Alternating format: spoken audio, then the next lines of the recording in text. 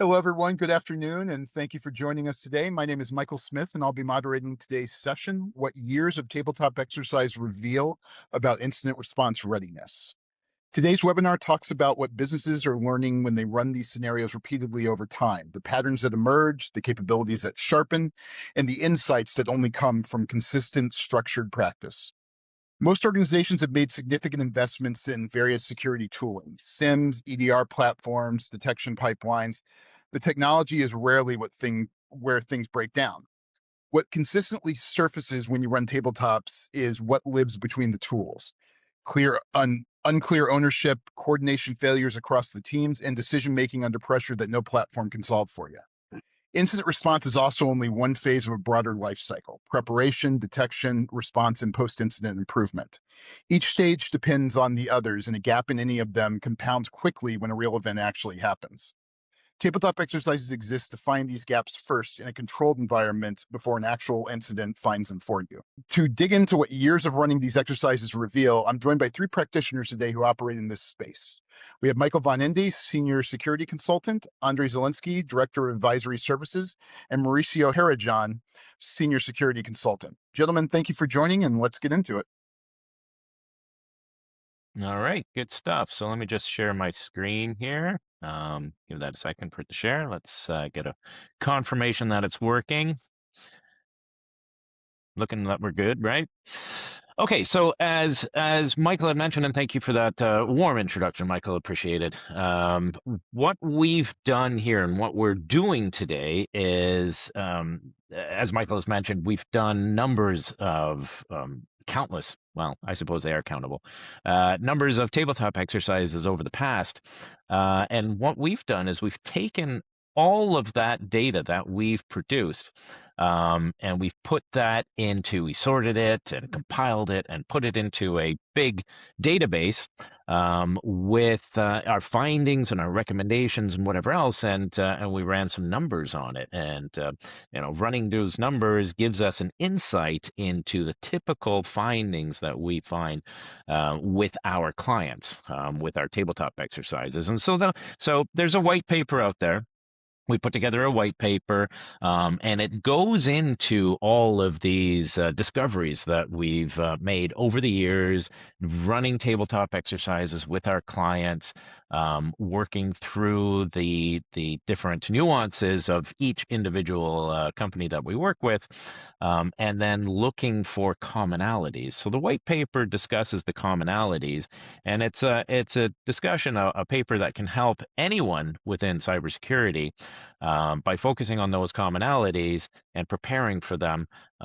They help pretty well everybody in every walk of cybersecurity. So that's what we're presenting here today, is a summary of that white paper, with with a real live discussion for the folks who put it all together.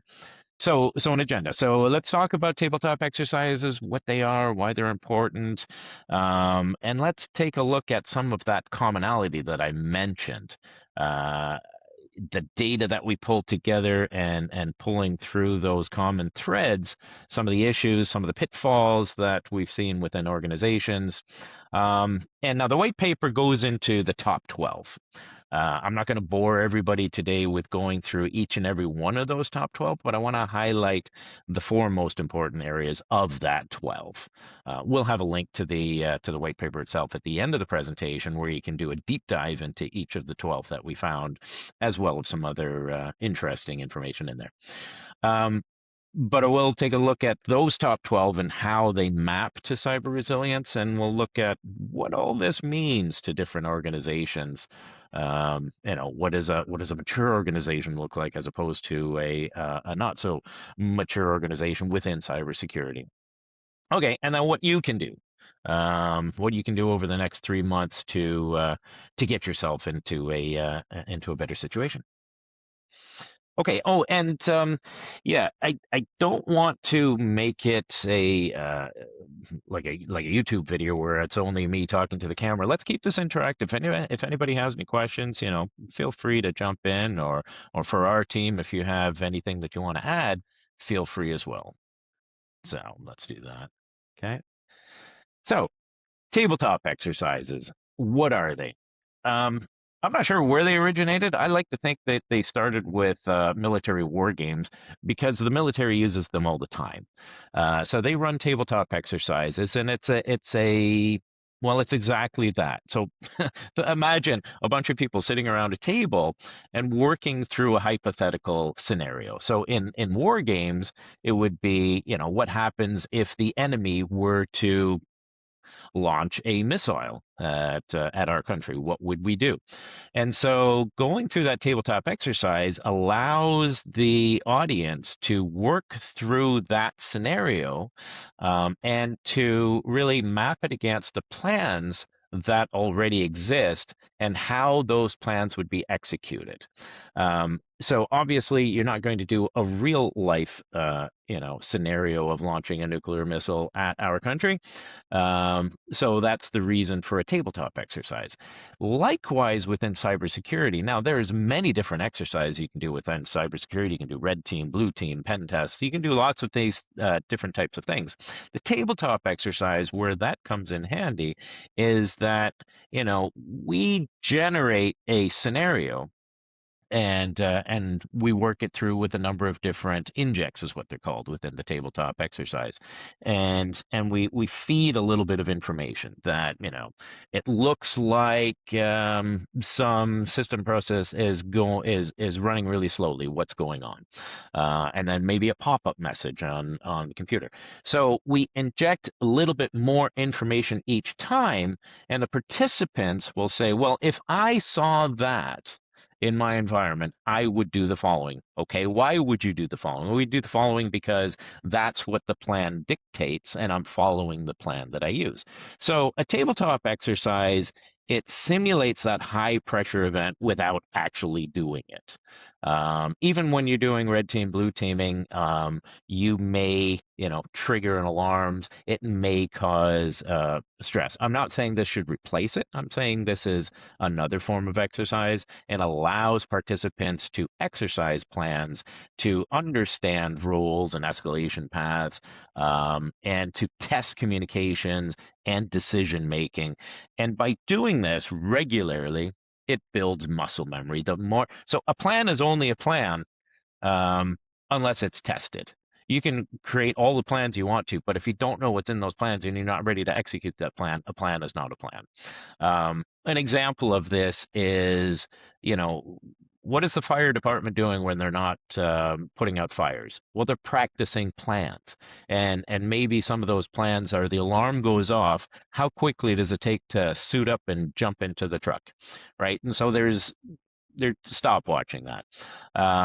And so these become exercise. You exercise that enough, it builds muscle memory. So um, you know, so why would I care about a tabletop exercise? For exactly those reasons. Because uh, that overused expression that cyber incidents are not a question of when, it's a question of, sorry, it's not a question of if, it's a question of when. And that's absolutely true, right? So we need to prepare for that to happen because at some point in time, it will happen.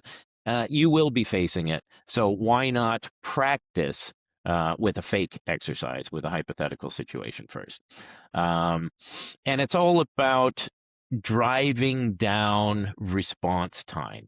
The more you practice something, your response time goes down. And that is going to help with, reducing downtime, the costs and the cost of restoration and the reputational impact. The longer something is down, the worse the reputation can be. So exercises reveal those weaknesses, and using a third party to do those tabletop exercises are great because that third party brings in other perspectives that you alone may not have thought of. And that third party is gathering the information and putting that together into a report that lists out all the gaps and findings. Okay. So how do we do that at Red Leg? Well, like I mentioned, the first thing we do is we tailor the scenario. So we'll work with the client, and we'll determine a scenario that makes sense for that organization. Not every scenario is the same for every organization. And we ensure that we bring in the right people. Now, sometimes, the tabletop exercises are just for the technical incident handlers. Sometimes it's only for leadership and execs. And, what do we do in a situation like that? Sometimes it's both within the same room around the same table. Sometimes we break it up into a couple of pieces where we do the tech a scenario first, and then we do the more, let's get into breach response. And ultimately, we're turning all those findings into actions. And those actions are what we're going to focus on today. Yeah, and I think the most important part is tailoring the scenario for your organization and ensuring that you bring in the right people. Um, and Andre, I think you have a good example of bringing in the right people, don't you? When we talk about the audience with exercises, right, one of the things that we emphasize is that those who need to participate in the exercise are the people who will be taking part in a typical incident response. And as you can imagine, right, communications would be an integral part of incident response. Legal support will be integral part of incident response, and organizations do have different ways to get legal support involved. Some of them have pretty built up internal legal departments. Some of them rely on outside counsel. And we have done previous exercises for the law firms. Those that do not have cybersecurity practice, invited outside counsel from the law firms that do have cybersecurity practice. And typically presence of the legal department or outside counsel representative during the exercise helps to guide participants through the legal aspects of the incident response. At the same time, sometimes you run into situations where it becomes a little bit non-productive. So we had an exercise where when outside counsel was participating in the exercise, pretty much all the questions that were discussing or were asked to gauge readiness as to be able to handle legal aspects of the incident were answered with the statement, "We will tell them what to do." And as Michael mentioned in the beginning of this presentation, right, is the purpose of the exercise is to give you understanding of what is happening during the exercise and pretty much to prepare you to handle the exercise as participants. So having a person participating in the exercise that actively evades the need to discuss what will be done and make statements, "We will tell them what to do," is an example of how those exercises should not be done, and participation level that is not the one that we expect from those exercises. And back to you, Michael. Cool. All right. So as I mentioned, the goal of the exercise is not to pass, right? You're not going to get pass or fail. The goal is to look for ways that your plan could be improved, or that your understanding of your own plan could be improved. And again, we're capturing these into actionable recommendations, and these recommendations are what's being compiled. And this is what we're going to analyze right now. Okay, so I mentioned that in the white paper, we pulled out the top 12. Just seemed like a cool number to work with, of the recommendations that we've provided to our customers over the years. Now, on this chart, you're not seeing the full top 12. You're seeing a portion thereof. Top nonetheless. Now, what we see is over here on the percentage side, this tells you that 85% of our clients received a recommendation from us that says you need to either have a business impact analysis or you need to improve your business impact analysis. 70% of all our clients over the years have received a recommendation from us that says you need to either improve your communication templates or you need to develop communication templates. Okay. Other areas are plan distribution, cost tracking, contract clause management, playbooks, insurance info protection, alert configuration. The other thing that we did when we pulled our recommendations together is we mapped them to NIST Cybersecurity Framework, CSF, the different categories within CSF. And as we look through this, take a look at some of the recommendations that we're making. Business impact analysis, communication templates, plan distribution. It's interesting that the vast majority of our recommendations are not technical recommendations. Oh, we've got one at the bottom, alert configuration. Okay, but look at everything else. It's cost tracking, it's playbooks, it's creating templates. The vast majority of our recommendations don't fall within, improving your technical capabilities with incident response. It's about improving your procedural capabilities with incident response. And within the cybersecurity framework, they fit within the govern and the respond functions. So why is that the case? Why is it that we're seeing it's procedural and not technical? Well, I think this is just my thought, and maybe others have different thoughts, but once the technology is in place and it's there, and we play with it every single day, you're getting that kind of muscle memory. But you're not necessarily playing with procedures on a day-to-day basis. You're not building that muscle memory. Um, some of these things are foundational, like business impact analysis. Okay, maybe you haven't done one yet. But things like, playbooks, do you have it in place? Are you keeping on top of it? Are you updating it? And that's where we're finding some of the lacking. So procedural, I think, it's a little bit harder. It's a little bit easier to forget, which is why we have plans, is why we write things down, because we will forget. Boy, technology, it's running 24/7 and chugging away, and it's providing our alerts when we have the alert set up, etc. But it's the human aspect of it, I think, which is a little harder to grasp. Okay, cool. So then, let's boil that down a little bit more. And what are those patterns that leaders should pay attention to? So again, govern and respond dominate. It's the highest frequency. And it all focuses on the business context, decision making, response coordination. It's the very human aspect of it. And again, those procedural gaps, they continue to be there. So we've got strong tools in place, but maybe we've got weak escalation paths. Communications could be improved. Documentation is lacking. What we see a number of times is the approval chain. A lot of the times, the organization will say, oh, well, we're small enough, or I know that I just need to get approval from Bob. Okay, wonderful. But if Bob is not there, then what? Where do you go to next? And the biggest key, the biggest takeaway is that in a high stress environment, it's very easy to forget a step. It's very easy to believe that you have everything in your head.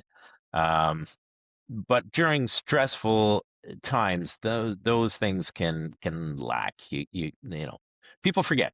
This is human element we're dealing with. All right. And an operational readiness lag. So, detection isn't always there. Alternative communications may not exist. The recovery execution may not be as tight as it is. So what does recovery mean? When do we know recovery is complete? Who is approving recovery? So again, it's the human element of this.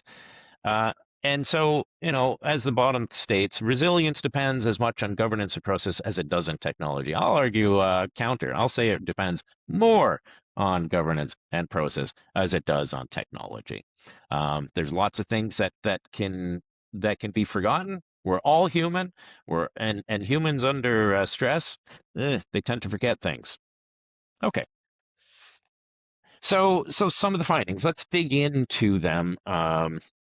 One by one. So the very first one that I showed earlier was business impact analysis. So what is a business impact analysis, and why is it number one in our findings? Well, it's number one because we're finding a lot of customers, a lot of clients, a lot of businesses, a lot of organizations either don't have one, or it's ancient, or it's not maintained, or it's it's like it, it's maybe a shot in the dark. It's not formulated. It's not formal. So what does an business impact analysis do for you? It allows you, when you do a business impact analysis, you're essentially walking through the entire business process of your organization from soup to nuts. So let's talk about an organization that creates widgets. Okay, you need to order and purchase elements, pieces of those widgets. You need to put the widgets together in some sort of manufacturing sense. You need to finalize the product. You need to sell the product. You need to ship the products. That's my value chain within that organization. It's a very simple organization of widgets. However, there's many different business processes that are happening along those lines. As we order those components for the widgets, there's an ordering system. As we build the components into the final widget, there's a manufacturing element to it, and there's manufacturing systems. Okay, there are shipping processes and shipping applications and shipping systems, and there are sales applications and systems that we're relying on. Do we fully understand what they all are? Do we fully understand what is the most impactful to our organization? And heaven forbid, if any one of those systems or applications were to go down, do we fully understand what it means to our business? That's what a business impact analysis does.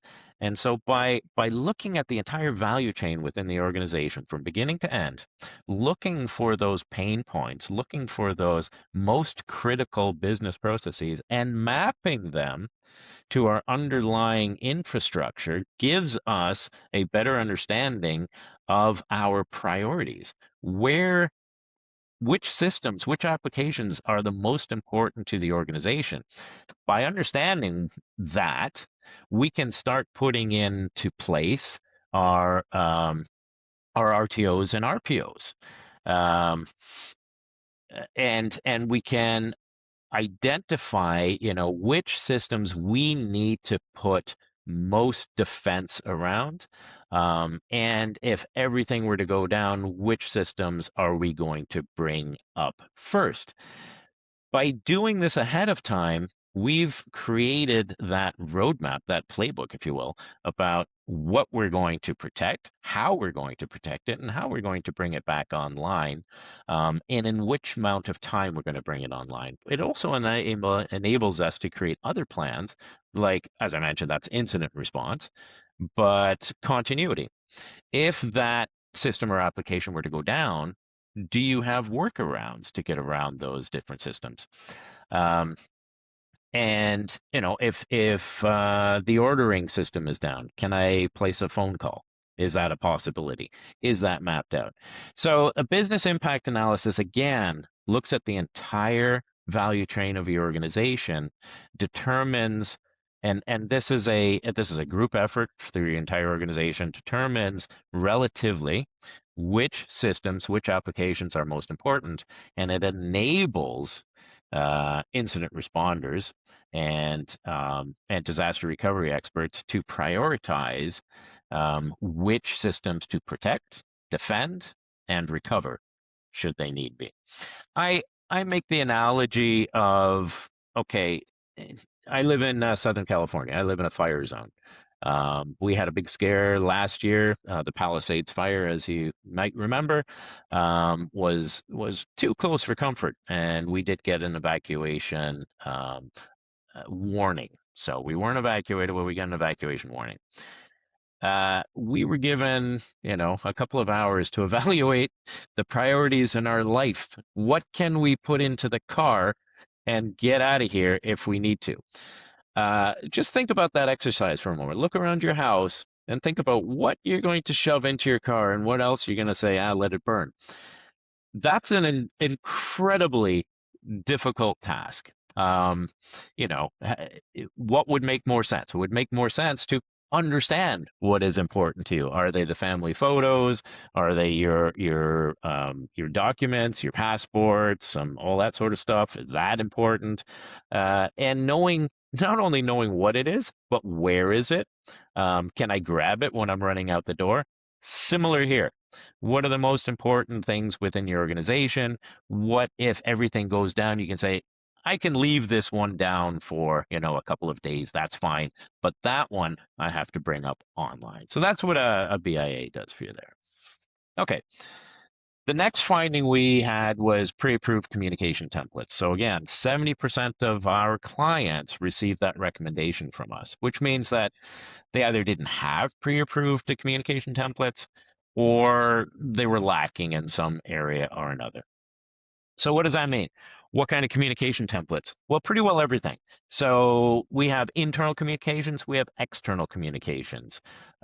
We have communications that, we might want to send to our most interesting customers. Apologies, the system is down, we're working on it, etc. We might have those internal communications that we're dealing with an incident at this moment. Please refrain from doing the following. Now, why is it important to have pre-approved? Well, some of you are cringing at what I just said right now. For instance, I said, we have an incident. Ugh. Is that something you want to communicate at this point? Right? So this is entirely up to you and your organization to determine. Now, the pre-approved templates, you will have a template that says we have an incident. You'll have a template that says we have a breach. And you will have gone by pre-approving this, by pre-writing it, not in the heat of the moment where you can write down the craziest things, but in a relaxed, controlled environment with input from the correct people, we can put our proper communication into a template and get that approved by legal, by our executives, by the business owners, by IT, by everybody that needs to be involved as stakeholders. We can get these templates pre-approved, and so in the heat of the moment, I'll know to pick from that template, make a couple of slight adjustments to time or system or anything like that, and move on. So what does it do? It speeds up notifications and disclosures. It also makes them more accurate. As I mentioned, sometimes you want to say there's an incident, sometimes you don't. You need to understand what it is that defines an incident and what you can communicate and to whom. So it reduces that misinformation, and the rework, and it protects stakeholder trust and brand voice. So creating communications in the heat of the moment is risky. Do it now, while you have the luxury of a non-stressful environment. Get that approved. Take your time to do it. And I think, Mauricio, you had an anecdote around this one, didn't you? Yeah, we had a client not too long ago where they brought in external counsel.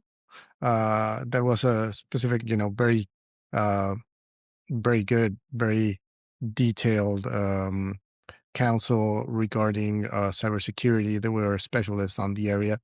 That's bringing back a little bit to what Andre said before about bringing in the right people. They definitely were the right people for that task. He was very prepared, and even at some point he was starting to answer my questions before I even had a chance to ask them. So he knew exactly what the process was of disclosing incidents and how to do it. And obviously, being of a legal background, he gave us a little or a couple of tips on how to buy time before declaring an incident, because once you declare an incident, the clock starts ticking.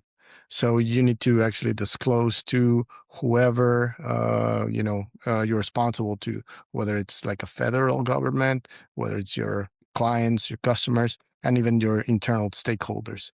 So one of the things that we discussed during um, that tabletop was if you declare an incident, then you have a limited amount of time before you actually have to disclose it to everyone.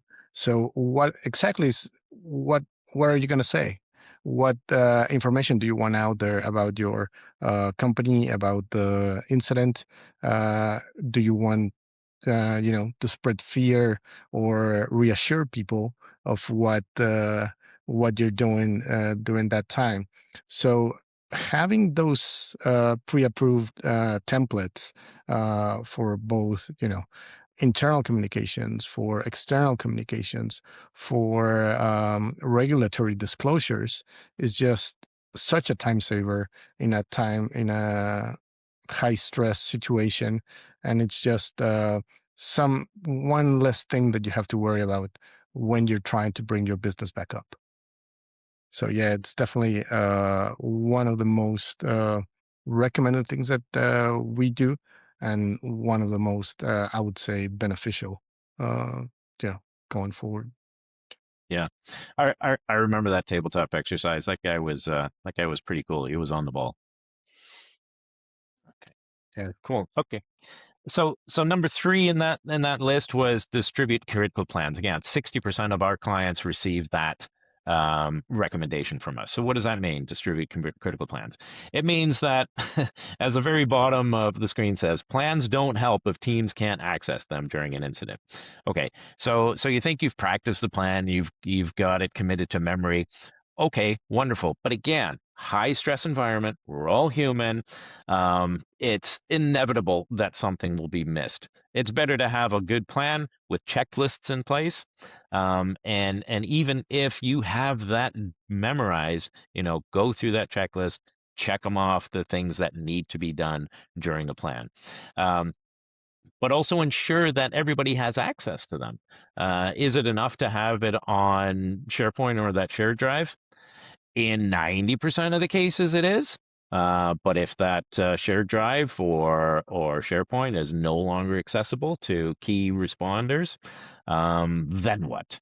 So it's not a bad idea to keep a paper copy of whatever plan, but especially incident response plans, handy. So it maintains continuity during outages. We're not panicking of where's the plan, how am I going to get it. It reduces that confusion. Remember, high stress environment, we're all humans. Confusion always ensues.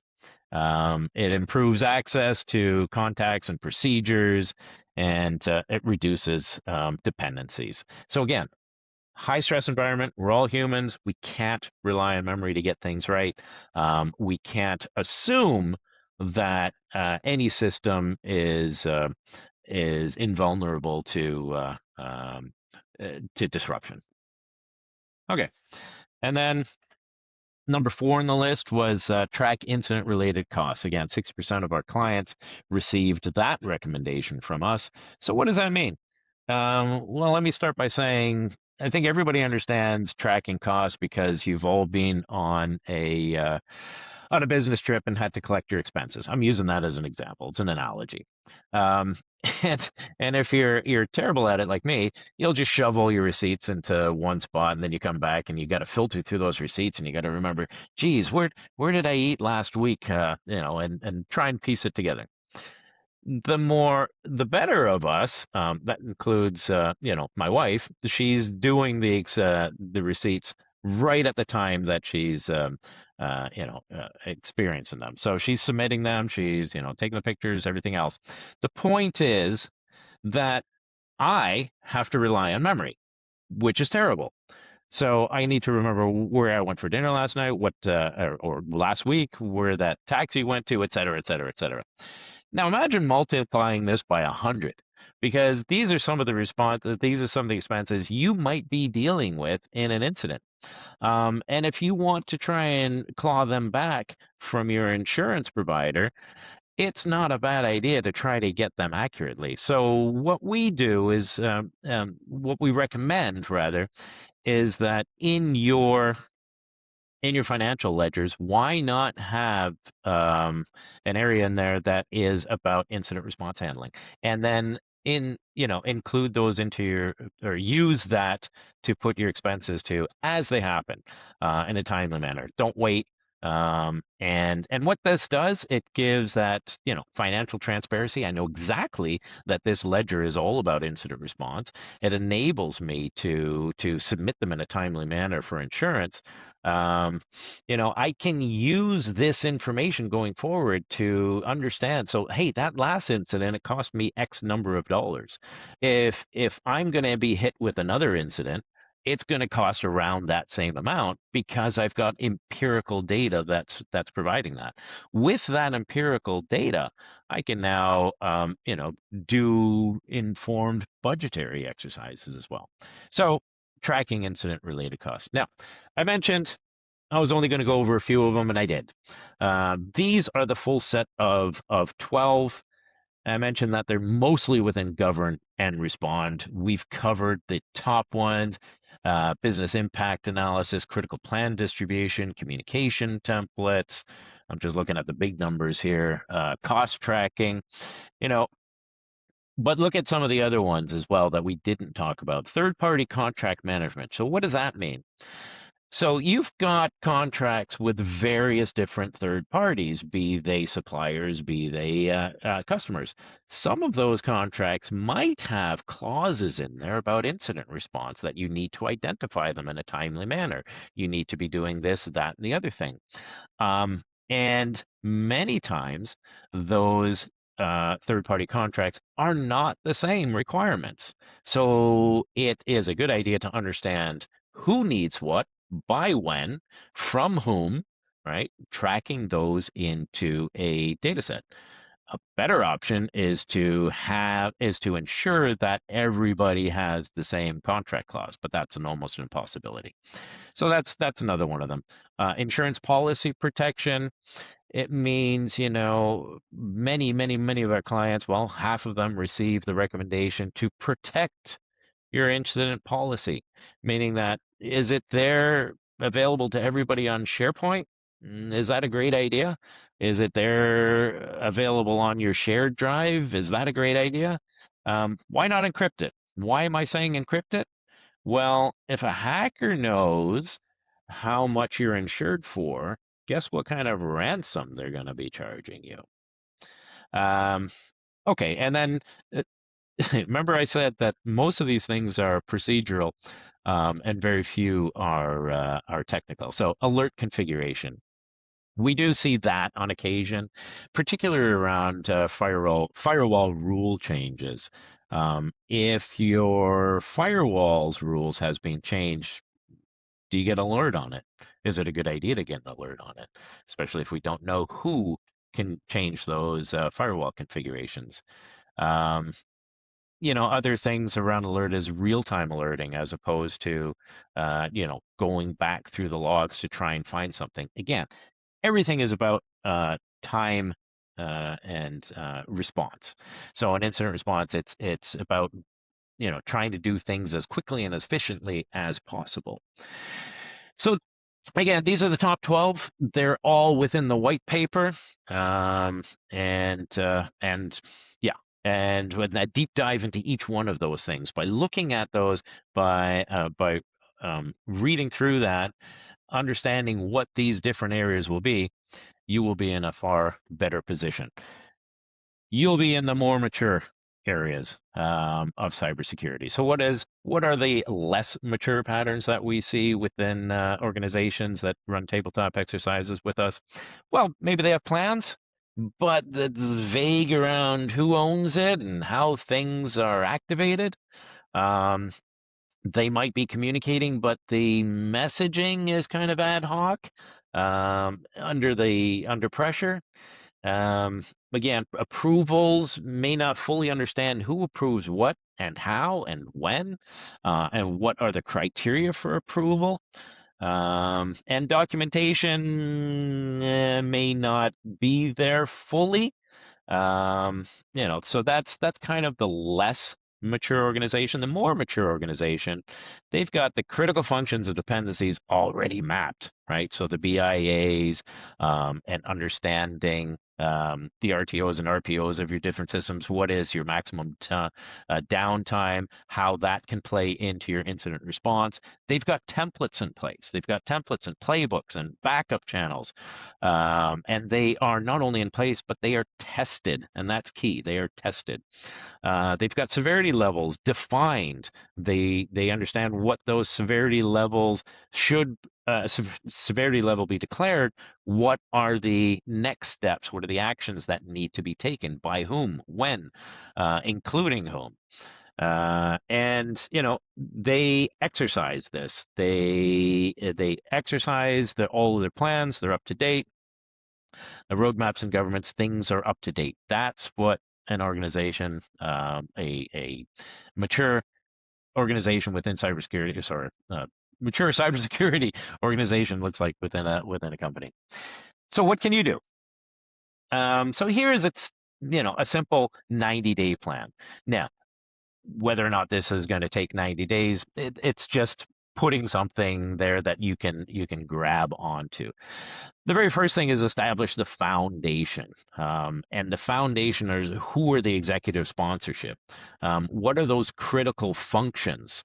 What are the incident severity levels? What are the thresholds for those levels? What are the actions when a level is taken? Who approves what, when, and how does that approval take place?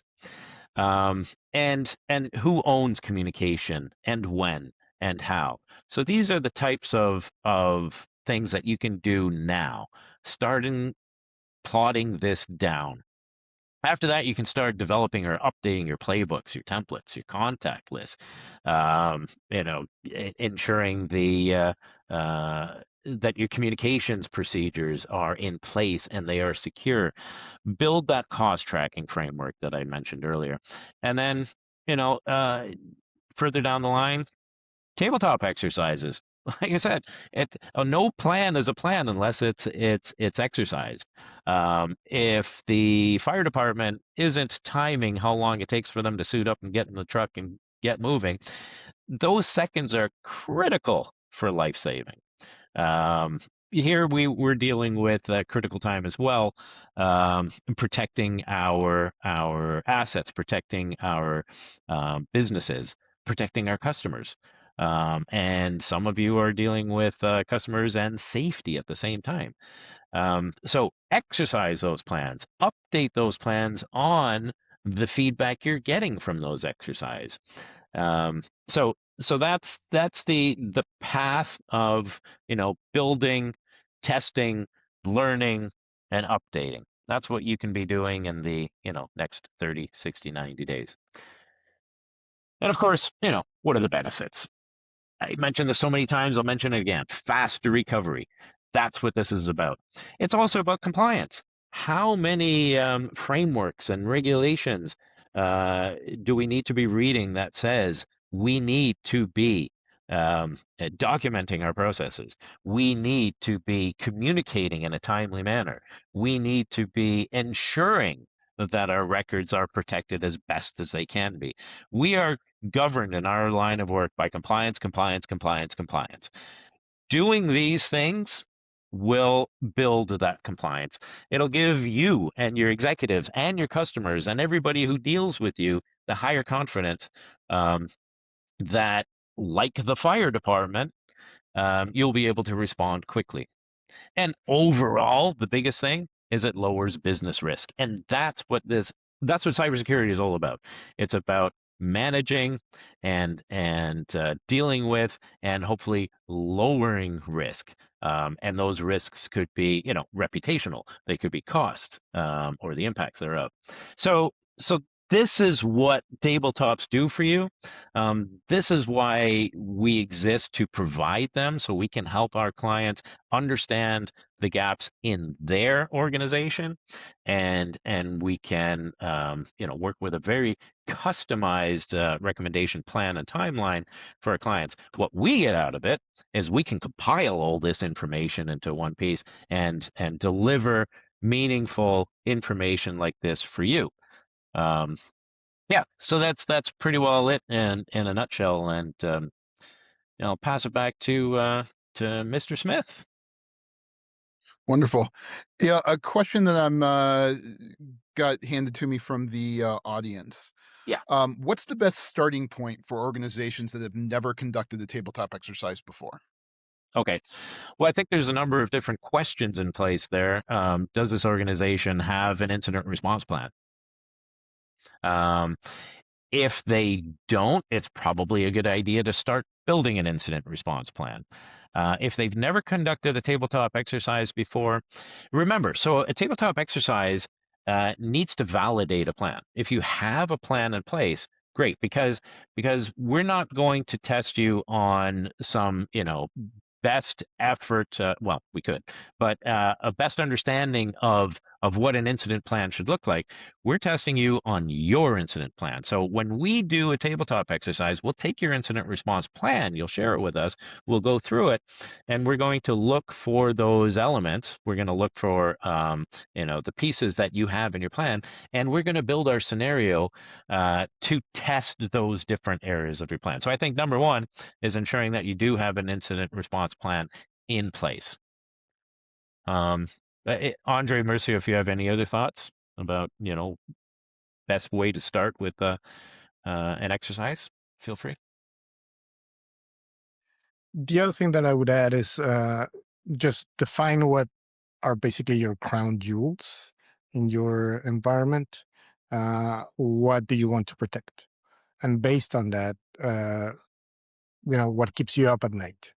And based on that, try to, we can come up with a scenario that would test those environments when those things that you're most worried about are not functional. So we can go on from there of just having that important part of your environment tested and see how you would react to not having those parts of your environment available. Awesome. Let's one more question here. How often should organizations actually conduct these exercises on a regular basis? So I don't think any framework is giving you a hard and fast answer on this. I like to see them at least annually. I think if you do them, too often, you might get into fatigue mode. We do have organizations that do them twice annually. I would say minimum annually. Andre Mauricio, your thoughts on that? Yeah, I would agree. I think of tabletops sort of like a physical for your health, and just to see where you are in terms of get a snapshot of where you are, what is your security or your incident response plan to something. So yeah, I mean, once a year sounds like the most appropriate. One thing also to keep in mind is that some organizations, whether it's a result of the personal data breach or any other breach, are required to conduct those tabletop exercises. So to agree with what Michael and Mauricio said, I would say once a year is a minimum, and it's a reasonable minimum. But if your organization was had a data breach that resulted in some punitive action from SEC, if you're a publicly traded company, or FTC, then they may prescribe that you have those exercises conducted twice a year. Something to be prepared for, that having a breach within your environment can actually trigger a requirement for a specific frequency of tabletop exercises. Wonderful. Excellent point. I'm sorry, Michael, go ahead. I was just going to say the other point is that sometimes those tabletop exercises can be customized to different areas of the organization. Like I said, maybe a technical exercise, and then followed by an exercise that focuses more on breach. Awesome. So I want to close with something from my own perspective on what we're hearing from clients, because I think it adds a lot of context to everything we've kind of discussed today. So ransomware still remains a dominant concern for organizations. That hasn't changed. I don't see it changing anytime in the near future. But over the last 5 to 6 months, especially, we've noticed that AI-driven attacks are becoming the new big fear. And with everything happening in the AI landscape, Mythos in the news, everything like that, I'm expecting that to kind of be the dominant conversation in security for the foreseeable future. Another concern that we're hearing a lot of is fear that the conflict involving Iran and other global unrest has elevated nation-state attacks concerns, especially among organizations that have government contracts or have ties to critical infrastructure or some kind of other operational footprint where a breach could cause a serious disruption or other problem with national security. So those conversations are happening at the board level now, not just in the SOC as well. What ties all this together is exactly what we've been talking about today. The threat landscape is evolving faster than most organizations can retool. What separates the ones that respond well isn't what threats they anticipated, it's whether their teams know how to make decisions, communicate, and coordinate when the pressure is real, as Michael and team were talking about today. So thank you to Michael, Andre, and Mauricio. This was exactly the kind of honest practitioner-led conversation this topic deserves. The takeaway is clear. Incident response challenges are rarely technical. They're operational. Decision clarity, communication, and coordination under pressure are what determine whether your response is successful, and tabletop exercises are how you find out what those gaps are before a real incident does. Preparedness is a capability you build, not a product you deploy. So if your organization is ready to evaluate its incident readiness, Red Leg offers structured tabletop exercises designed to discover operational gaps and strengthen response coordination across your teams. If you're interested, please reach out to us after today's session. We're happy to have that conversation with you. Thank you all for being here, and you all have a great afternoon.